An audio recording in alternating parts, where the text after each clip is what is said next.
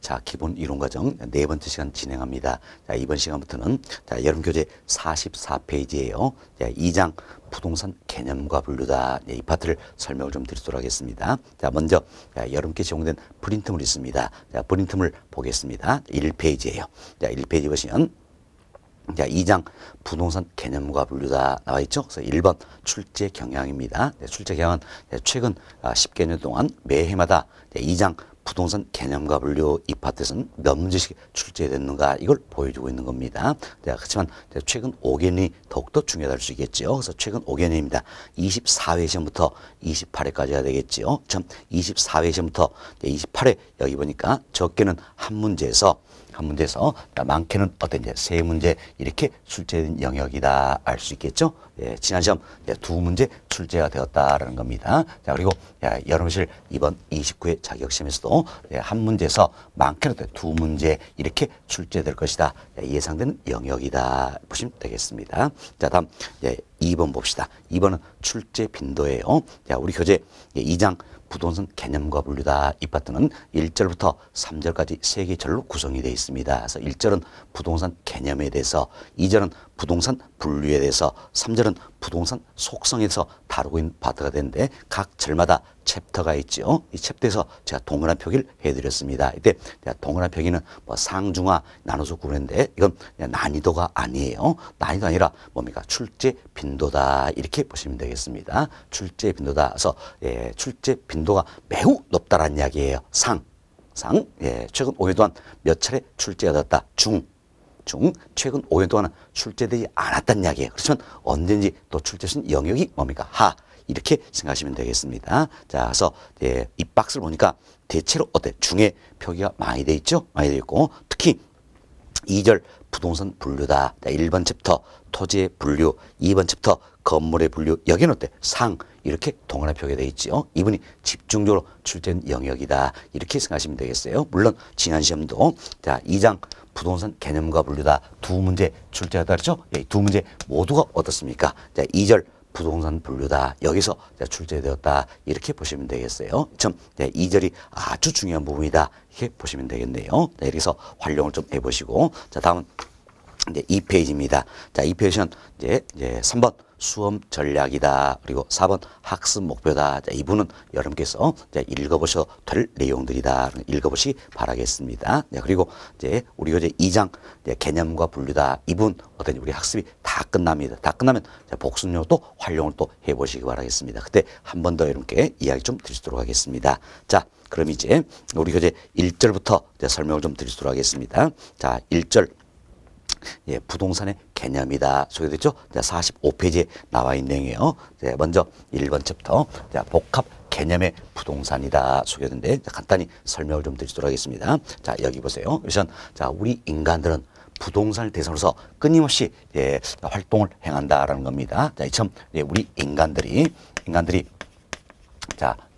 부동산을 대상으로서 행하는 활동이 있다는 겁니다. 이걸 가리켜서 우리가 부동산 활동이다 이렇게 이야기했지요. 결국 부동산 활동은 누구에서 이루어집니까? 우리 인간들에서 이루어진다는 겁니다. 뭘 대상합니까? 부동산을 대상으로 한다 할 수 있겠죠. 결국 우리 인간들이 부동산을 대상으로 하는 활동이라면 이는 부동산 활동이다 할 수 있겠지요. 그렇지만 부동산을 대상으로 하지 않는다는 이야기예요. 이는 부동산 활동이다 할 수 없다라는 거지요. 없다. 따라서 우리가 이제 부동산 활동이 어디서부터 어디까지인가 이걸 알기 위해서는 부동산이 무엇인가 개념을 알 수 있어야 된다는 겁니다. 따라서 부동산 학문에서 하면서 부동산의 개념은 부동산 활동의 범위를 명확히 해준다는 겁니다. 이를 위해서 우리는 부동산의 개념을 정립할 필요가 있다는 겁니다. 자, 다음은 부동산 활동은 다양한 측면에서 이루어진다 그랬지요. 좀 다양한 측면에서 이루어지기 때문에 우리가 복합개념 사고에 입각해서 부동산의 개념도 다양한 측면에서 바라볼 수 있어야 되겠다는 겁니다. 그래서 우리가 다양한 측면에서 부동산의 개념도 살펴보자는 겁니다. 자, 이걸 가리켜서 우리가 이제 복합 개념의 부동산이다 이렇게 표현하는 겁니다. 복합 개념의 부동산이다 또는 부동산의 부동산의 복합 개념이다. 이렇게 표현하는 거죠. 여튼 자, 복합 개념이다. 이건 무슨 뜻입니까? 다양한 측면을 바라보자. 이 같은 인식해석을 말한다는 겁니다. 크게 세 측면이 있죠. 먼저 기술적 측면이 있다라는 겁니다. 자, 좁게 이야기하면 물리적 측면이다. 이렇게 보시면 되겠죠. 다음 두 번째, 경제적 측면이 있다. 다음 세 번째, 법률적 측면이 있다라는 겁니다.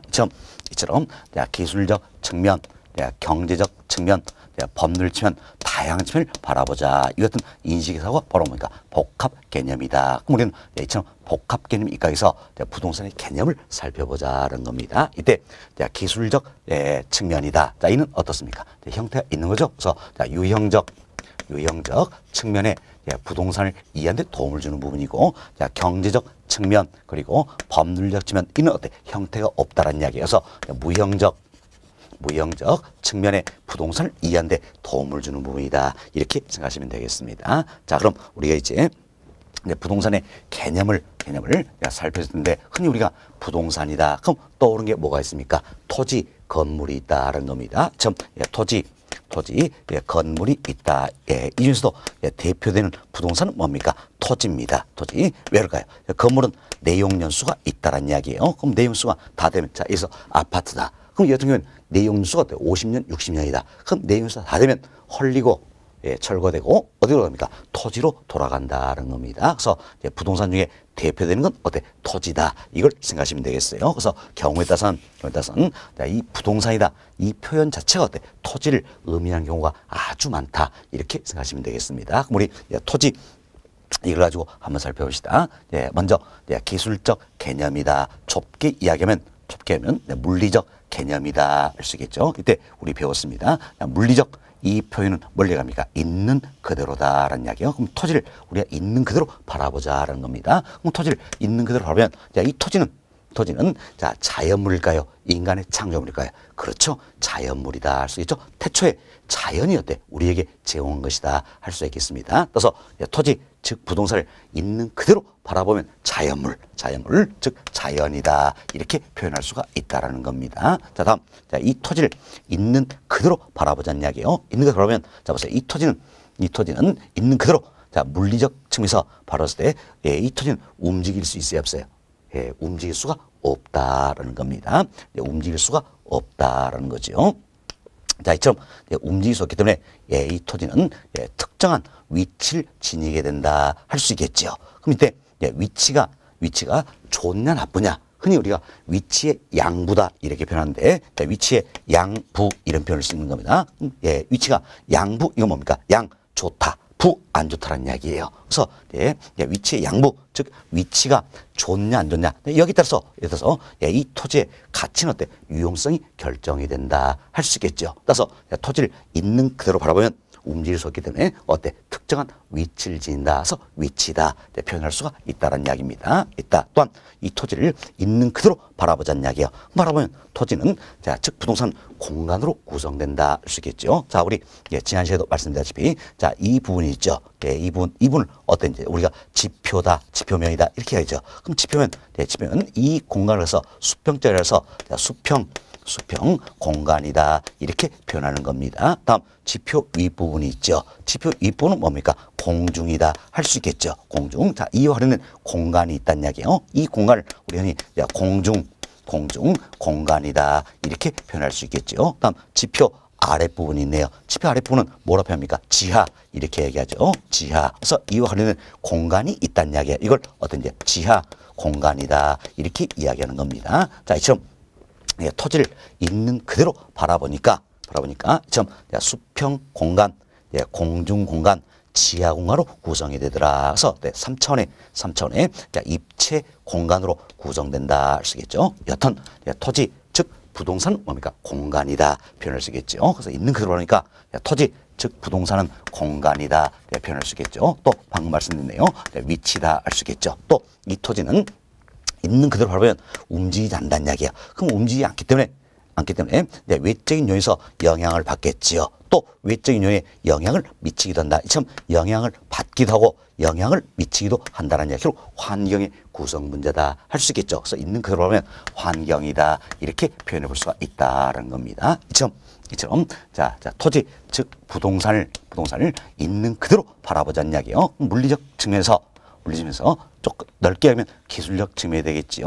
어떻게 설명됩니까? 바로 자연, 공간, 위치, 환경이다 알 수 있겠죠. 그래서 부동산의 기술적 개념, 즉 물리적 개념에 뭐가 있습니까? 자연, 공간, 위치, 환경이 있다 이 생각하시고, 자 부동산을 자연, 공간, 위치, 환경으로 바라본다는 이야기야. 이는 바로 뭡니까? 부동산의 기술적 개념 또는 물리적 개념이 된다 이렇게 이해하시면 되겠습니다. 됐습니다. 다음은 이제 경제적 개념입니다. 자, 경제적 개념이다. 이분은 어때? 경제와 관련된다 생각하세요. 조금 전에 말씀 우리 물리적 개념은 있는 그대로다 생각하시고, 경제적 개념은 경제와 관련된다 이렇게 이해하시면 되겠습니다. 자, 먼저 경제학에서는 어떤 이제 토지, 노동, 자본, 이를 가리켜서 3대 생산 요소다 이렇게 이야기하죠. 따라서 토지는 이제 생산 요소가 된다 이렇게 보시면 되겠습니다. 생산 요소다라는 겁니다. 자, 그럼 또 우리 쉽게 이를 잘 해봅시다. 내가 어떤 건물 하나 짓고자 한다는 이야기야. 그럼 건물 짓기 위해서는 뭐가 필요합니까? 토지가 필요하다라는 겁니다. 처음 건물을 생산해내기 위한 하나의 요소가 되고 있다 할 수 있겠죠. 그래서 토지는 본질적으로 생산 요소다라는 겁니다. 그렇지만 경우에 따라서는 소비재가 되기도 한다라는 겁니다. 우리 이를 잘 보죠. 주말에 가족끼리 공원에 놀러 갔습니다. 또 유원지에 갔습니다. 그때는 토지는 뭐가 된 겁니까? 소비재가 된다 할 수 있겠죠. 또 산림욕 이를 위해서 소나무 숲에 갔다는 이야기예요. 거기는 토지는 뭐가 된 겁니까? 소비재가 된다는 겁니다. 이처럼 토지 즉 부동산은 본질적으로 생산 요소입니다. 그럼 생산 요소지만 경우에 따라서는 소비재가 되기도 한다는 겁니다. 그래서 생산 요소이면서 소비재다 이렇게 보시면 되겠어요. 최근에 이런 질문도 출제가 되었죠. 자, 부동산은 생산 요소이지만 소비재는 아니다. OX, X 잘못된 질문이죠. 자, 생산 요소이면서 소비재다 이렇게 표현돼야 되겠습니다. 자, 이처럼 부동산은 생산 요소이면서 소비재다 생각하시고, 다음은 이 토지도 거래의 대상이 되고 있다는 이야기예요. 지금 거래의 대상이 되니까 당연히 상품이다 표현할 수가 있겠죠. 또한 토지 즉 부동산은 중요한 실물 자산 중에 하나가 되겠고, 다음 자본의 증식수단도 활용이 되고 있다 이렇게 보시면 되겠습니다. 자, 이처럼 부동산의 경제적 개념에는 뭐가 있습니까? 생산 요소, 소비재, 상품, 자산, 자본 등이 있다 생각하시고, 이들은 경제와 관련된다 생각하시면 되겠죠. 그래서 생산 요소, 소비재, 상품, 자산, 자본 등이 있다는 겁니다. 따라서 부동산을 생산 요소, 소비재, 상품, 자산, 자본으로 바라본다는 이야기야. 이는 뭡니까? 경제적 개념의 부동산이다 이렇게 생각하시면 되겠습니다. 경제적 개념이다 생각하시고, 다음 법률적 개념입니다. 흔히 우리가 법률적 개념은 제도적 개념이다 이렇게도 표현하기도 합니다. 그래서 법률적 개념에는 크게 협의의 부동산과 광의의 부동산이 있다는 겁니다. 이때 협의는 뭡니까? 좁은 의미다 이런 이야기예요. 광의는 넓은 의미다 이렇게 보시면 되겠어요. 그래서 부동산의 법률적 개념에는 협의의 부동산, 광의의 부동산이 있다 생각하시고, 여기서는 잠시 더 구체적으로 이야기를 드리도록 하겠습니다. 자, 이처럼 우리들은 부동산의 개념도요. 복합 개념 사고에 입각해서 다양한 측면에서 바라봤다는 겁니다. 그래서 기술적 좁게 하면 물리적 개념이 있지요. 다음 경제적 개념이 있다.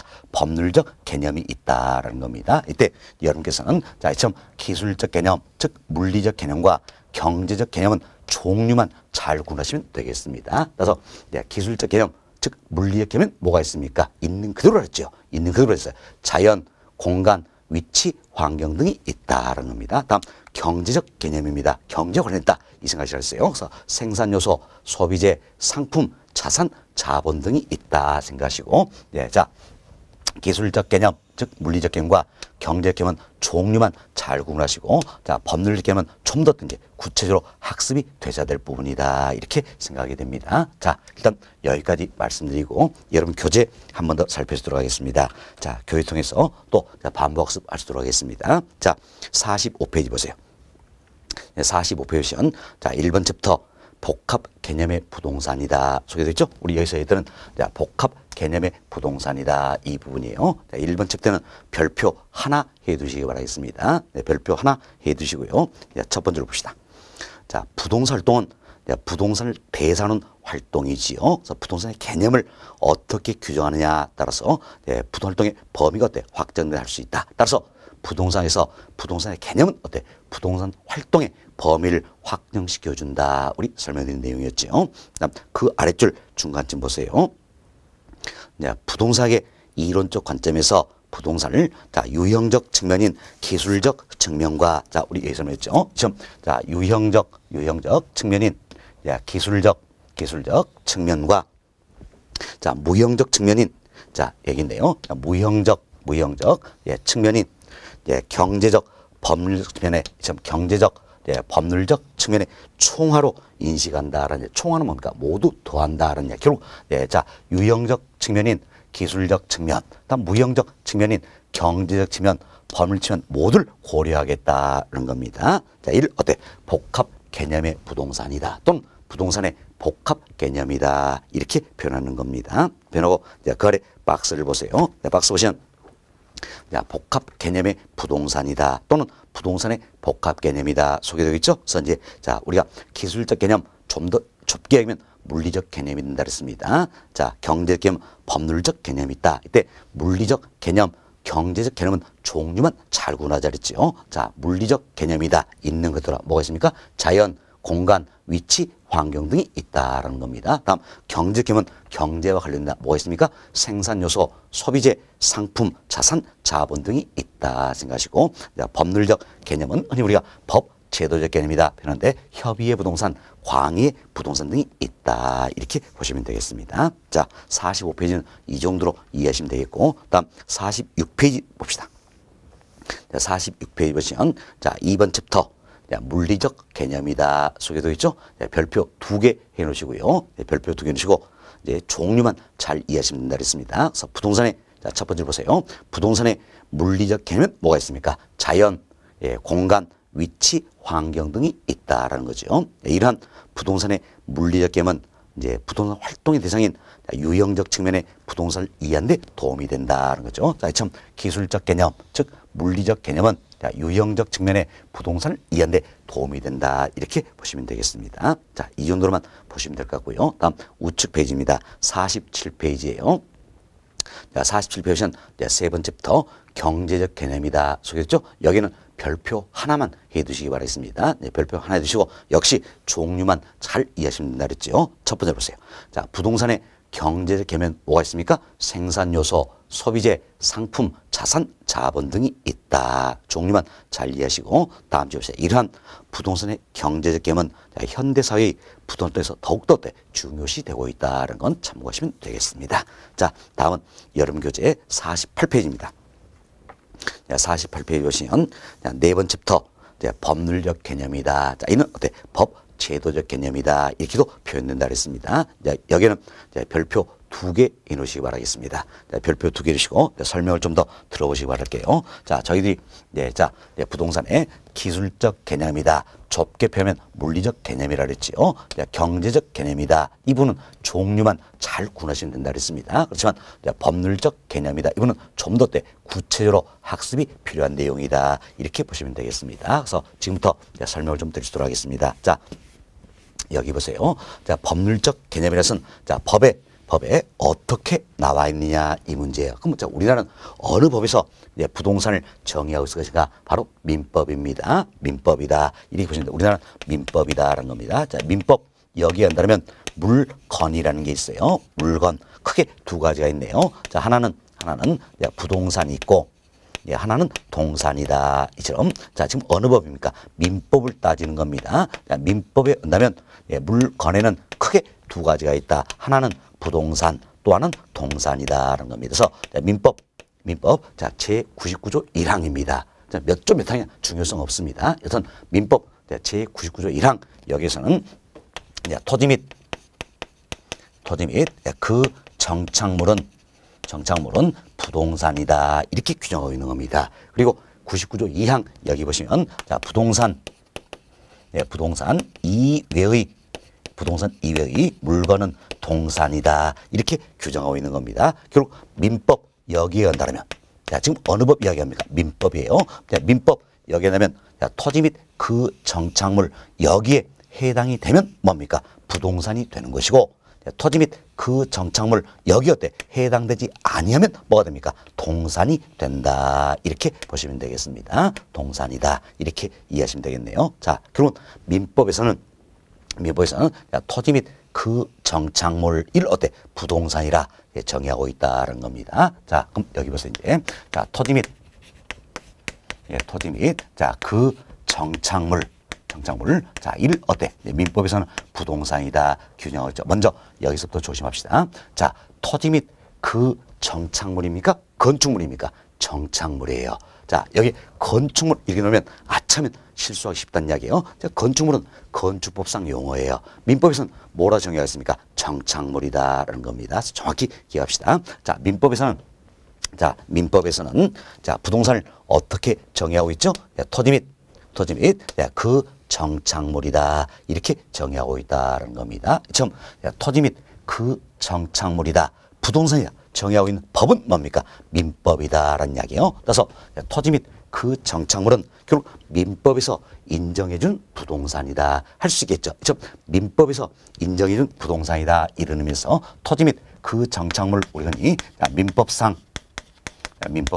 부동산이다 이렇게 표현되는 겁니다. 그래서 우리 시험 종종 출제된 지문이에요. 자, 민법상 자, 부동산이다. 이건 뭘 이야기합니까? 바로 토지 및 그 정착물 말한다라는 겁니다. 그래서 민법상 부동산은 토지 및 그 정착물 말한다.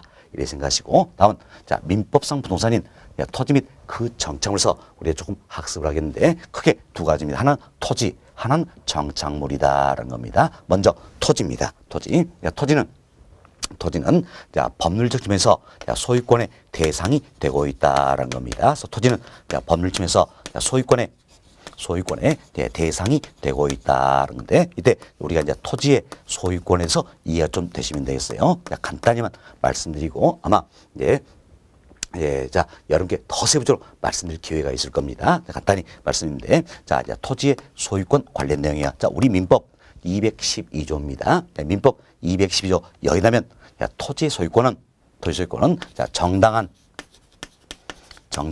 자, 이익이 있는 범위 내에서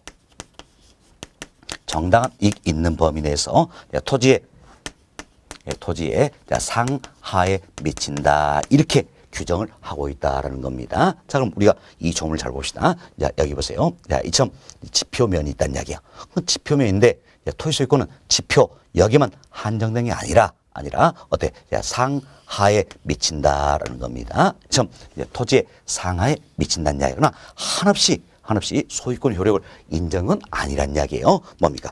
정당한 이익 있는 범위 내에서다라는 이처럼 정당한 이익이 있다라고 인정되는 자, 이 부분에 대해서 결국은 어때? 지표뿐만이 아니라 위로도 아래로도 소유권 효력을 인정해 주겠다 이런 의미가 되겠지요. 그럼 정당한 이익이 없다라고 인정되는 자, 이 부분에 대해서는 소유권 효력을 인정을 합니까 안 합니까? 안 한다는 이야기예요. 안 한다 이렇게 보시면 돼서 토지 소유권은 이처럼 정당한 이익이 있는 범위 내에서 지표뿐만 아니라 위로도 아래로도 소유권 효력이 인정이 된다는 겁니다. 참 정당한 이익 있는 범위 내에서 인정하기 때문에 토지 소유권을 어때? 실질적으로 제한하고 있다는 걸 알 수 있겠죠. 그래서 우리 민법이라면 토지 소유권을 어때? 실질적으로 제한하고 있다는 걸 알 수 있다는 겁니다. 또한 여기 보세요. 이제 토지의 상하에 미친다 그랬어요. 그럼 토지의 상하에 미친다 했으니까 결국 어때? 이제 정당한 이익 범위에서는 지표 위로도 아래로도 효력을 인정해 주겠다 이 내용이 되겠지요. 따라서 토지 소유권은 어떻습니까? 이제 공간적 개념으로 토지 소유권을 공간적 개념으로, 입체적 개념으로 바라보고 있다라는 겁니다. 있다. 뭐 이런 정도로 이제 토지 소유권 간단하게 말씀을 드렸습니다. 그리고 여러분 교재 72페이지에 있을 거예요. 여기서 좀 더 구체적으로 설명을 좀 드리도록 하겠습니다. 자, 이렇게 해서 저희는 이제 자, 토지는 이제 법률점에서 소유권의 대상이 되고 있다서 토지 소유권에서 말씀을 드렸고요. 다음은 정착물에서 살펴봅시다. 사실 정착물 이월에서는 우리가 또 많은 내용을 학습을 해야 되는 겁니다. 자, 여기 보세요. 이제 정착물이다라는 게 있습니다. 그래서 정착물, 이와 관련해서는 먼저 정착물의 의의라든지 정착물의 종류, 그리고 정착물과 동사는 어때? 구분하는 기준이 있다라는 겁니다. 뭐 여기에 대해서 하나씩 우리 학습하자라는 겁니다. 학습하자. 자, 먼저 의의부터 살펴보도록 하겠습니다. 의의부터 살펴는데, 자, 말 그대로 봅시다. 정착물은 자, 정착된 물, 이게 뭡니까? 물건이다 이거지. 물은 물건이에요, 물건. 그래서 정착된 물건이다 할 수 있겠죠. 어디에? 그가 뭡니까? 토지란 이야기야, 토지. 그럼 정착물에서는 결국 토지에 정착된 물건이다. 그럼 토지에 정착이 됐다는 이야기 뭡니까? 토지에 고정적으로 부착이 돼 있다는 이야기. 지금 토지에 고정적으로 부착되기 때문에 쉽게 이동이 됩니까? 안 됩니까? 안 된다는 이야기예요. 지금 토지에 고정적으로 부착돼서 쉽게 이동될 수 없는 물건, 이걸 가리켜서 정착물이다 이렇게 표현하겠지요. 자, 이참 정착물에서는 법을 치면다면 토지에 부착되는 물건이다. 토지에 부착되는 물건이다 이렇게 정의할 수가 있다는 겁니다. 자, 이것은 정착물에 대해서 이제 여러 학자분들이 다양한 견해를 필요하고 있다는 겁니다. 학자들 견해 좀 살펴보도록 하겠습니다. 자, 먼저 조지현 교수님이 견해가 되는데, 자, 교수님 성함은 모르셔도 되는 겁니다. 하여튼 교수님은 이렇게 말씀하신다라고 보시면 되겠습니다. 근데 교수님께서는 이제 자, 주택이나 뭐 상가, 울타리 이 같은 걸 예로 들고 있습니다. 예로 들고 있는데, 이제 자, 토지에 부가가치를 더한 토지에 부가가치를 더한 영구적인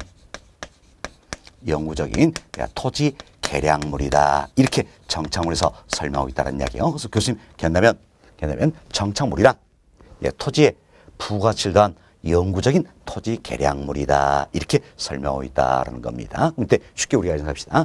토지에 부가가치를 더했다는 이야기는 뭡니까? 노동과 자본을 투입시켰다는 이야기. 지금 토지에 노동과 자본을 투입시니까 뭔 것 같아? 물건이 나오더라는 이야기야. 물건이었는데 이게 영구적이다라는 이야기죠. 이때 영구적인 이야기는 이제 오래 쓸 수 있다 이런 뜻이에요. 천년 만년 이런 게 아니라 오래 쓸 수 있다 이런 의미입니다. 오래 쓸 수 있다. 그리고 이제 자, 계량물이다. 이건 뭡니까? 토지의 가치를 높여주는 물건이다 이렇게 보시면 되겠습니다. 그래서 토지에 노동과 자본을 투입시니까 뭔가 물건이 나오더라는 이야기예요. 이 물건이 결국 뭡니까? 오래 쓸 수 있고, 그래서 토지의 가치를 높여주는 것이다. 교수님께서는 뭡니까? 정착물이다 이렇게 이야기하고 계신다는 겁니다. 자, 그럼 우리가 예를 한번 들어봅시다. 주택 한번 생각해보죠. 자, 보세요. 주택이 들어서기 위해서는 자, 이처럼 주택이 이렇게 들어서기 위해서는 어때?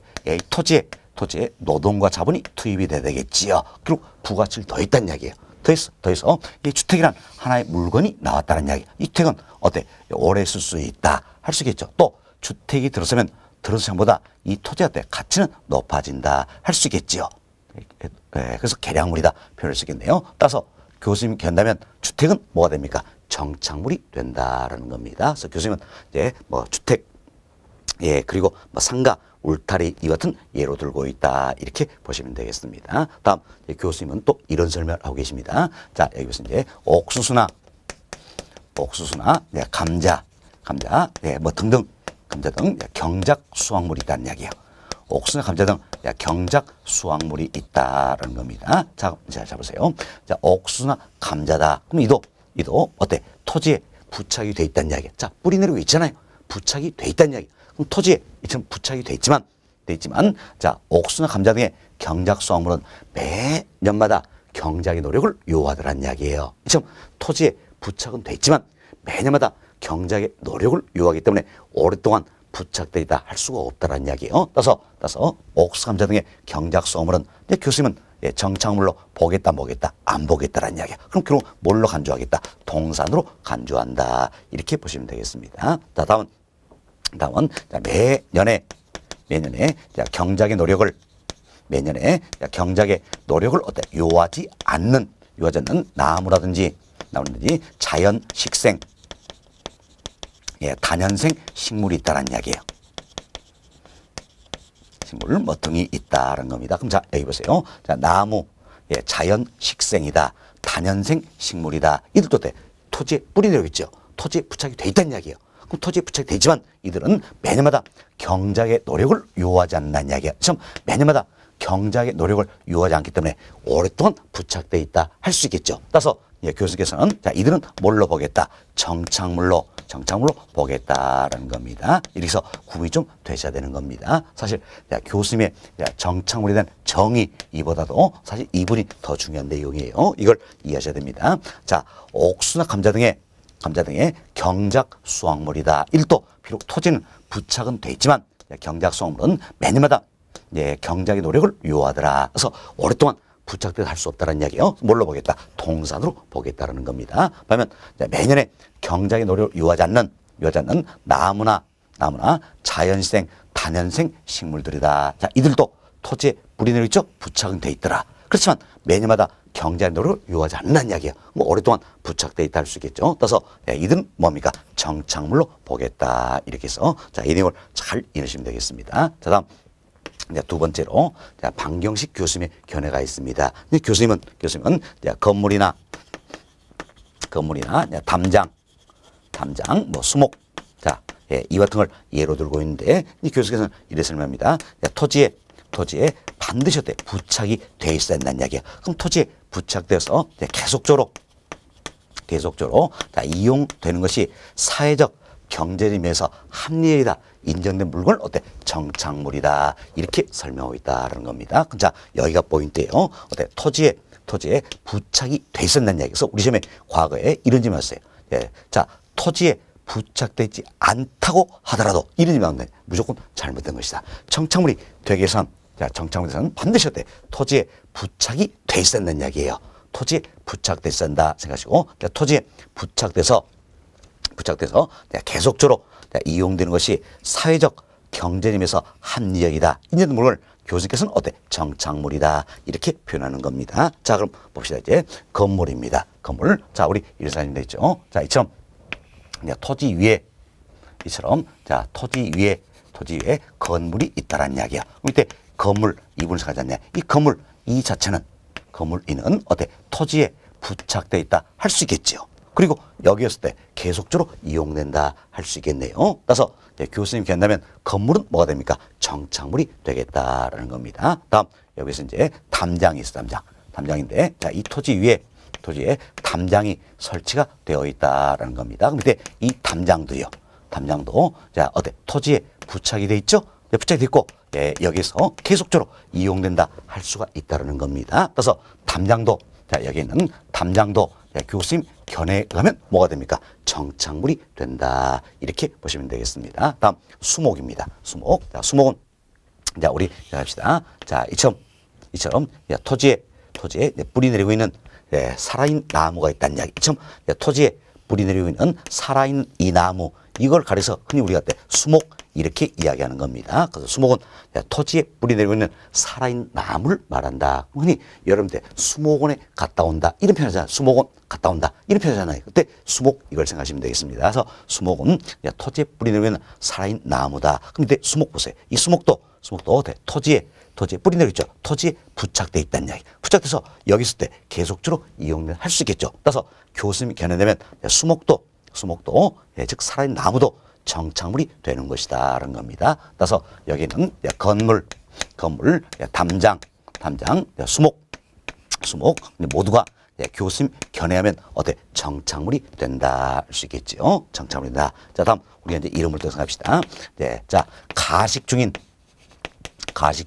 수목이라는 게 있습니다.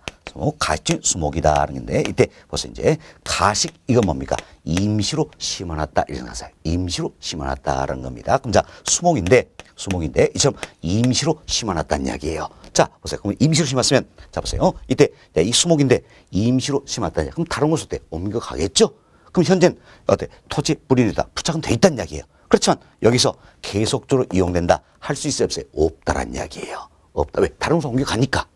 그러니까 따라서 교수님 견내면 가시적인 수목이다. 자, 이는 정착물로 보겠다, 뭐겠다, 안 보겠다라는 이야기예요. 뭐겠다. 정착물이 아니라는 이야기예요. 교수님 견내면 따라서 정착물이 뭡니까? 동산으로 간주된다. 이렇게 보시면 되겠어요. 그래서 교수님 견내면 이처럼 가시적인 수목이다. 뭐 판잣집, 비닐하우스, 신문가판대 이처럼 쉽게 이동시킬 수 있는 물건은 뭘로 보겠다? 동산으로 간주한다. 이렇게 보시면 되겠어요. 그래서 여러분들이 자, 수목 이렇게 변되면 이는 뭡니까? 정착물이 되겠지요. 그렇지만 가시주인 수목이다. 이건 임시로 심어놓은 거니까 이땐 뭘로 본 거야? 동산으로 간주한다. 이렇게 구분되시면 되겠습니다. 그래서 저희도 이제 방경식 교수님의 견해를 소개해드렸고 다음 안정근 교수님의 견해가 있습니다. 이 교수님은 이런 설명을 하시죠. 자, 어떤지 여러분 거실도 마찬가지고 이 강의실도 어때?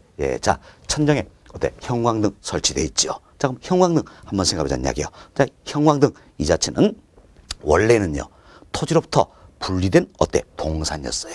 동산이었죠. 그렇지만 토지나 건물에 부착이 됨에 따라서 부동산의 일부가 돼버렸다는 이야기예요.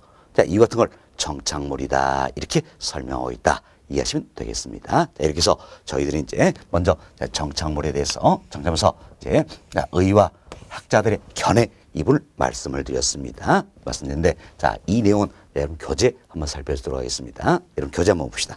48페이지 보세요. 48페이지 하단에 편괄호 2번 정착물의 의다 나와 있죠. 그리고 그 위에 우리가 때 교재 읽지 않은 부분이 있었습니다. 이건 제가 추후에 다 읽어드릴 겁니다. 일단 편괄호 2번 여기를 먼저 보자는 이야기예요. 먼저 봅시다. 자, 정착물의 의입니다. 첫 번째로 보세요. 자, 토지에 고정적으로 부착되어 용이하게 즉 쉽게 이동될 수 없는 물을 원합니까? 정착물이라 한다라는 거죠. 그래서 법률적 측면에서는 토지에 부착한 물건으로 정의된다. 우리가 여기서 설명드렸죠. 토지에 부착하는 물건 이렇게 정의된다라고 보시면 되겠습니다. 다음 학자들 견해 이야기 드렸습니다. 자, 동그라미 1번 보시죠. 동그라미 1번 조준 교수님의 견해죠.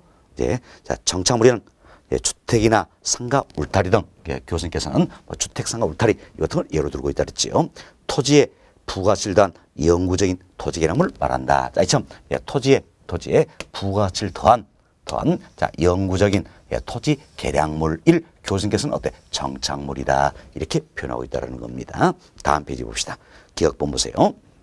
자, 옥수수, 감자 등의 경작 수확물은 토지에 정착하고 있다는 토지에 뿌리 내리고 있다는 이야기예요. 있다. 그렇지만 이들은 매년마다 경작의 노력을 요한다 그랬죠. 그래서 토지의 일부로 보지 않고 즉 정착물로 보지 않는다는 이야기예요. 동산으로 간주된다는 겁니다. 우리 설명드렸죠. 자, 옥수수나 감자 등 경작성은 뭘로? 동산으로 간주된다. 그래서 부동산 매매에 포함되지 않는 것이 일반적이다라는 겁니다. 다음 니은번 보세요. 토지에 정착돼 있고 매년 경작의 노력을 요하지 않는 나무, 자연시생, 단연생 식물 등이 있더라라는 우리 여기서 이야기하는 거죠. 자, 매년에 경작의 노력을 요하지 않는 나무, 자연시생, 단연생 식물이다. 자, 이들은 어때? 정착물로 보겠다는 이야기죠. 왜? 토지에 부착돼 있고 매년마다 경작의 노력을 요하지 않기 때문에 오랫동안 부착을 할 수 있겠죠. 그래서 이들은 정착물로 보겠다라는 겁니다. 자, 뒤집어 봅시다. 정착물로 간주되어 부동산 매매 시에 함께 양도된다는 겁니다. 다음 동그라미 2번입니다. 자, 동그라미 2번은 방경식 교수님의 견해가 되는데, 자, 지금 봅시다. 이제 건물, 담장, 나무 이렇게 소개되고 있죠. 그래서 우리가 여기서 어떤 건물, 담장, 그 살아있는 나무가 뭡니까? 수목 이걸 예로 든 겁니다. 이런 거다. 지금 건물, 담장, 나무 이처럼 계속하여 토지에 부착되어 이용된다고 사회 경제면에서 인정되는 독립된 물건을 어때? 정착물이다. 이렇게 설명하고 있다는 겁니다. 그래서 교수님의 견해 중에서 이분 꼭 기억하셔야 되는 겁니다. 자, 토지에 부착되어 이 지문입니다. 반드시 자, 정착물에서는 어때? 토지에 부착이 됐었다는 이야기예요. 그래서 토지에 부착되어 이게 포인트다 생각하시고 잘 이해하시면 되겠습니다. 자, 그 다음 지금 보세요. 따라서 가시주인 수목이다. 우리 설명했죠? 가시주인 수목 이 같은 경우에는 자, 어때? 자, 예, 정착물로 보겠다, 보겠다, 안 보겠다, 동사로 간주한다 그랬습니다. 예, 자, 지금 다시 봅시다. 가해진 수목, 예, 판잣집, 비닐하우스, 신문 가판대, 공자 박스 이처럼 쉽게 이동할 수 있는 물건들은 정착물에 해당되지 않는다. 정착물로 보지 않겠다라. 그럼 결국 뭐가 되는 겁니까? 동산이 된다. 이렇게 생각하시면 되겠습니다. 다음 동사 3번. 안정교수의 견해가 되겠는데, 자, 정착물이란 예, 거실에 부착되는 형광등처럼 원래는 예, 토지로부터 분리된 동산이었다. 그렇지만 예, 토지와 건물에 항구에 설치되거나 부착됨에 따라서 부동산의 일부가 돼버린 물건을 예, 교수께서는 어때? 정착물이다. 이렇게 설명하고 있다. 보시면 되겠습니다. 자, 이렇게 해서 저희들이 이제 교재 통해서 정착물의 의 학자들 견해 이야기 드렸습니다. 다음 이제 편고로 3번입니다. 편고 3번은 여기서 이제 정착물의 종류다. 이 부분이 되겠는데, 자,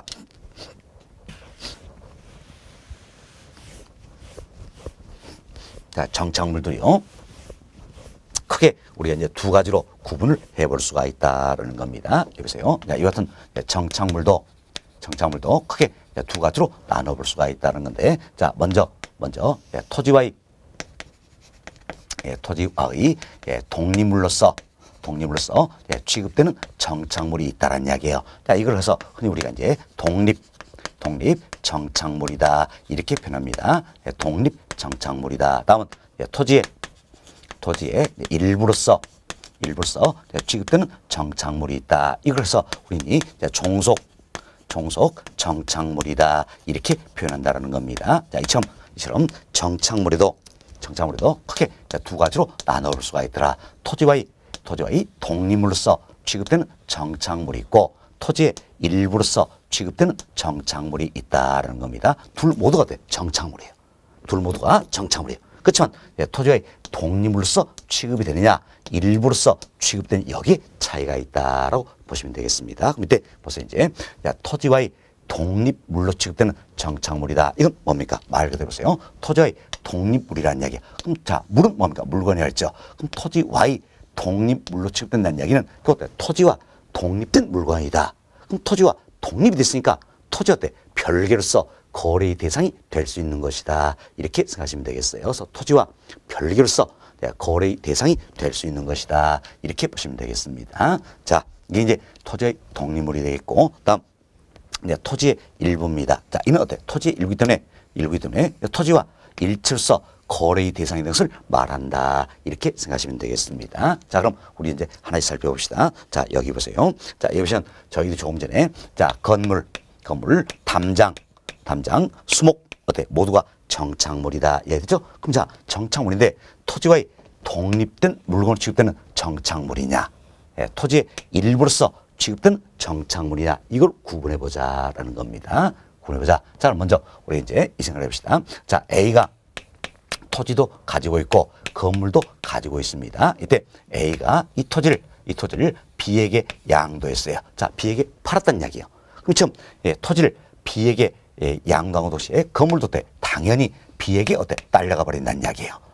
이렇게 가져간다면 이때 건물은 정착물인데 토지 일체로서 거래되고 있잖아요. 그럼 뭐가 돼버립니까? 토지의 일부로서 취급되는 정착물이 된다. 그러면서 미국이나 유럽 등 서구 사회에서는 자, 건물 어떻습니까? 건물을 토지의 일부로서 바라보고 있다는 겁니다. 따라서 여러분이 미국 가서 땅 사면 어떻습니까? 그 위에는 건물까지 한꺼번에 사는 셈이다. 이렇게 생각하시면 되겠어요. 그러나 우리나라는 내용이 좀 다르다는 이야기에서 우리나라는 예외가 되는 나라가 되겠는데, 자, 여기 보세요. 우리나라는 이제 A가 이 토지를 그대로 가지고 있으면서 건물만 B에게 양도할 수 있어요, 없어요? 있죠. 토지는 그대로 가지고 있으면서 건물만 B에게 팔 수가 있다는 이야기예요. 있다. 자, 이건 벌써 이제 그럼 건물은 정착물인데 우리나라 경우에는 토지와 독립된 물건으로 토지와 별개로서 거래 대상이 되고 있다 할 수 있겠지요. 따라서 이 건물은 정착물인데 우리나라 경우에는 토지와의 독립된 물건으로 취급되는 대표적인 정착물이 된다. 이렇게 보시면 되겠습니다. 그래서 잘 이해하셔야 됩니다. 자, 건물은 정착물이라는 이야기예요. 그럼 정착물인데 서구 사회에서는 토지 일부로서 취급되는 정착물로 바라보고 있고, 우리나라 경우는 뭡니까? 토지와의 독립물로서 취급되는 정착물로 바라보고 있다. 그래서 우리나라에서 토지의 독립으로 취급되는 대표인 정착물 뭐가 있습니까? 건물이 있다라는 겁니다. 따라서 우리나라 경우에는 경우에 따라서는 어때? 이 토지의 소유자와 건물의 소유자가 어때? 다를 수가 있다는 이야기예요. 다를 수가 있다. 이렇게 참고하시면 되겠습니다. 다음 여기 보세요. 이제 A가 토지도 담장도 가지고 있다는 이야기. 가지고 있는데 A가 이 토지를 B에게 양도 팔았습니다. 팔면서 담장도 어때? 당연히 한꺼번에 어때? 딸려가 버린다는 이야기예요. 딸려가. 그럼 이때 담장은 정착물이지만 어때? 토지와 일체서 거래가 되고 있지요. 따라서 뭐가 됩니까? 토지의 일부가 된다라는 건 우리도 마찬가지예요. 그래서 담장은 토지 일부로서 취급되는 정착물이 된다. 이렇게 보시면 되겠습니다. 다음 이제 수목입니다. 수목도 정착물이죠. 정착물인데 벌써 이제 A가 이 토지도 수목도 가지고 있다는 이야기. 이때 A가 이 토지를 B에게 양도합니다. 그럼 B에게 양도 팔았다는 이야기. 그럼 여기는 수목도 때 당연히 B에게 딸려가 버린다는 이야기예요. 그럼 수목은 정착물이죠. 정착물인데 토지 어때? 일철서 거래가 되고 있다는 겁니다. 따라서 수목. 자, 이도 어때? 토지의 일부로서 취급되는 정착물이다. 이렇게 생각하시면 되겠습니다. 그래서 우리 세 가지 지금 예를 들었어요. 그런데 토지 Y 독립으로서 취급되는 대표인 정착물에 우리는 뭐가 있다? 건물이 있다는 겁니다. 따라서 건물은 어때? 독립 정착물이다. 표현할 수 있겠죠. 다음 이제 담장이나 수목 이 같은 경우에는 토지의 일부로서 취급되는 정착물이다 할 수 있겠죠. 따라서 이는 종속 정착물이다 이렇게 보시면 되겠습니다. 됐습니다. 그래서 여러분들이 이제 우리나라에서 거래를 한다는 이야기예요. 거래하는데 어때? 이제 내가 이 땅을 산다 그래서 땅을 산다. 건물과 어때? 건물을 포함해서 사는 것이냐? 명확히 할 필요가 있겠죠. 왜? 건물은 토지의 독립으로 취급되는 대표인 정착물이기 때문에 내가 어때? 땅을 사면서 건물까지 포함해서 사느냐? 이것도 명확히 구분할 필요가 있다는 겁니다. 심지어 거래사가 나올 수가 있다. 나는 이 땅을 삽니다. 이 땅을 산데 어때? 굉장히 싸더란 이야기예요. 싸더라. 알고 보니까 건물은 또 별도네요.